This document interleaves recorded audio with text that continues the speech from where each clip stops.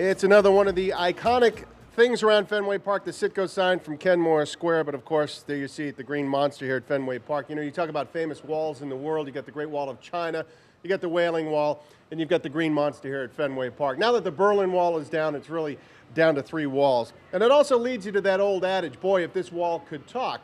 Well, we were lucky enough to spend time with Chris Elias. He's the guy who speaks for the wall, if you will. He's been working the left field scoreboard here at Fenway Park for over 20 years, and he shared with us some of its interesting history and many of those tales that wall has to tell.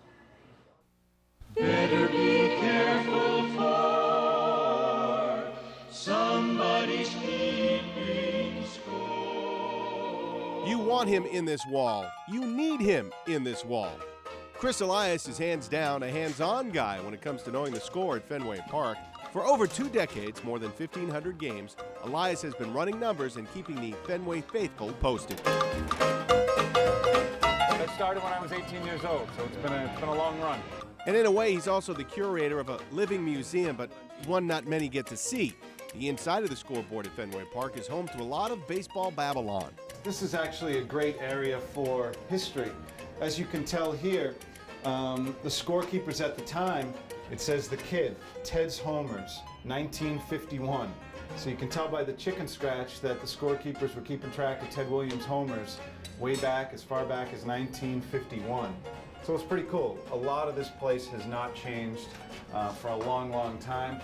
I believe our oldest signature is right here, Jimmy Pearsall. In the 50s, he used to play outfield for the Red Sox. There are a lot of stories about the wall, but in terms of historical inaccuracies, I'd say there's 2. One is that Manny came back here once and went to the bathroom. Neither is accurate. Manny came back here all the time, and he never went to the bathroom back here.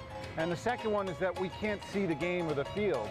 And as you can see, as you can check out, we have an incredible view. And we're so close to the field and home plate that we're standing pretty much where left fielders stand in other ballparks. So our vantage point is fantastic.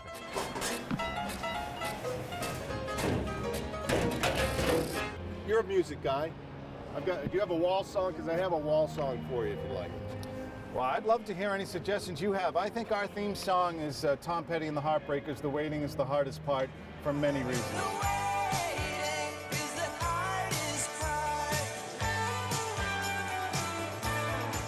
I had a different one by Kansas. I can sing a little for you, Chris. I know you're not. I'd love you to sing. I'm moving in a fantasy. I can't believe the things I see. The path that I have chosen now has led me to a wall. What do you think? I think you're right to the top of the list for the Scorekeeper intern program after that. That was fantastic. I can't believe the things I see. The path that I have chosen now has led me to a wall. So right now it's before the game, and we're setting up and putting all the pitcher numbers for the other games that are going on across the country. And so the order is this. This one is actually going to go right down there. We're just going to go up the line. Somebody's keeping score. We get a lot of the young rookies and young players that come back and say, so-and-so told me the first thing I need to do when I came here was to come back and check out the signatures and sign. So it's really a great tradition that's passed down from the ball players and nothing to do with us. Somebody's keeping score. That's him. That's the guy.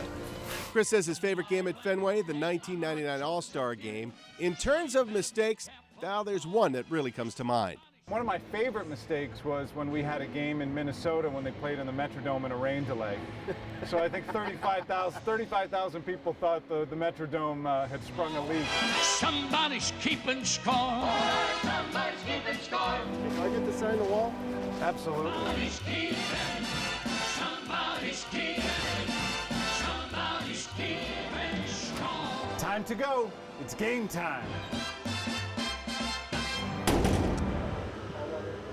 Thanks to Chris Elias for showing us around and putting up with us for a ball game. By the way, that Angels pitcher you saw come in, or the Angels player, was Hasanori Takahashi. He's a left-handed reliever, came in to sign the wall like a lot of guys do when they come to Fenway. One other quick story for you, too, that Chris was telling us. One of the other big problems they had, one of the other big mistakes that they made, which really wasn't their mistake, they had the wall all set up with the out-of-town scores. They went to eat dinner, came back, and they get a call. All the out-of-town scores are messed up, teams playing the wrong teams. What happened, they don't know. They fixed it. Next day they found out that Ken Griffey Jr., who at the time was playing for the Seattle Mariners, went out and changed all of the teams and all of the matchups and had a little fun at their expense. He did fess up to it the next day.